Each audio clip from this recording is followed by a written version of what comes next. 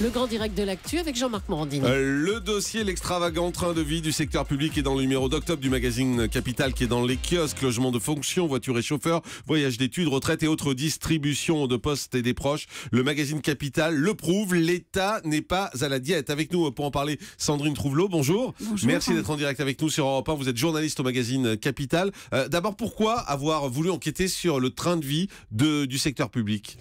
Eh bien, on a voulu enquêter sur le train de vie du secteur public parce que depuis des années, on parle de faire des économies sur la dépense publique et le gouvernement a encore, il y a quelques jours, annoncé 50 milliards d'ici 2017, dont 18 milliards pour cette année.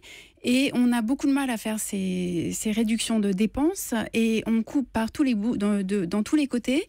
Et le train de vie de l'État, lui, a du mal à se réduire. Alors, on va essayer d'être très concret. On va essayer de voir clairement en quoi le train de vie de l'État continue à être exagérément dispendieux. Le logement de fonction, par exemple. Vous avez enquêté sur les logements de fonction. Il y aurait 100 000 logements que l'État et les collectivités locales offrent à ses élus. 100 000 ? Alors, pas seulement à ses élus, aux fonctionnaires d'une façon générale.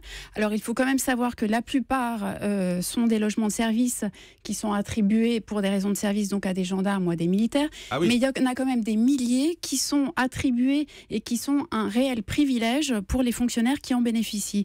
Et par exemple, il peut y avoir évidemment tous les diplomates à l'étranger et notamment les ambassadeurs, comme par exemple l'ambassadeur aux Nations Unies à New York qui vit dans un 520 mètres carrés qu'on lui a acheté. 520 mètres carrés. Absolument, dans une maison avec jardin et ascenseur qu'on a acheté plus de 12 millions d'euros. Et autre exemple que vous donnez, mais plus proche de nous, cette fois, le sous-préfet de Vierzon, Absolument. dans le Cher. Alors, il a refusé de vous donner la superficie de sa maison, mais vous l'avez estimé à vue d'œil à 250 mètres carrés. Et vous dites, en plus, cette sous-préfecture ne sert à rien. Alors, c'est effectivement très drôle, c'est-à-dire qu'il y a un certain nombre de les sous-préfectures en France, il y en a plus de 200, ne servent quasiment plus à rien, ou en tout cas, elles ont été délestées de la plupart de leurs compétences. Et à Vierzon, par exemple, elles n'ouvrent que un peu moins de 3 heures par jour. Et en même temps, le sous-préfet, lui, il a son privilège maintenu, à savoir une belle demeure à disposition avec 250 mètres carrés à prix, avec du personnel en plus. Avec quelques personnes, oui. Ah oui, d'accord. Donc ça, c'est pour les logements de fonction. Il y a les voitures de fonction. Pourtant, je croyais que Manuel Valls avait fait une note là-dessus sur les voitures de fonction. Alors, il a effectivement fait une note et il a annoncé qu'il faudrait réduire le parc automobile des ministères et des opérateurs d'État, qui comprend 65 000 véhicules. Mais il n'en reste pas moins qu'il y a beaucoup, beaucoup de véhicules, et notamment dans les collectivités locales. Alors, on s'est amusé à regarder la ville de Marseille. Ouais. La ville de Marseille qui a près de 1200 voitures de fonction et de service. 1200 voitures de fonction ? Et pas moins de 40 chauffeurs, puisque à la fois le maire et ses adjoints, plus les maires de la ville, ont chacun un chauffeur. Alors, on s'est amusé de comparer avec des villes similaires en Europe.